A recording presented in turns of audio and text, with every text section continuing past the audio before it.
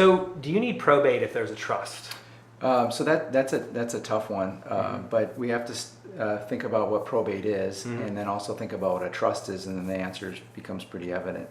So probate is simply a process to transfer assets that are in a person's name, an individual's name, where there's not joint ownership and there's no beneficiary designated. And when that person dies, we need a process, that's probate, to transfer things to that person's loved ones.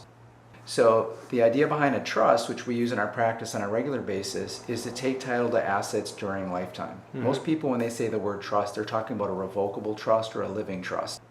And the idea behind a living trust is that if it owns assets while you're living, it doesn't die with you. And so a successor trustee, a person who's in charge of the trust, would take over and manage those assets at the time of death. So if in your question, do we need probate if there's a trust, the answer is difficult, because just because someone has a trust doesn't mean there's not probate. It's a function of title.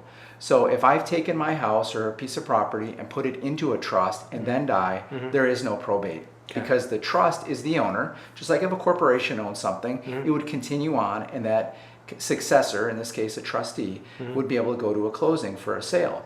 If, on the other hand, I create a trust but I forget to retitle things in it, I have to use probate to get things to go into the trust so they can be sold through the trust. Okay, so a trust can help with the probate process by sometimes even avoiding probate, right? It would avoid it in its entirety. That's the chief reason for use, as long as it owns things during lifetime. Okay, great. If you found this video helpful, subscribe to our YouTube channel below. If you have questions about the probate process or have a house that you need to sell, we'd love to hear from you.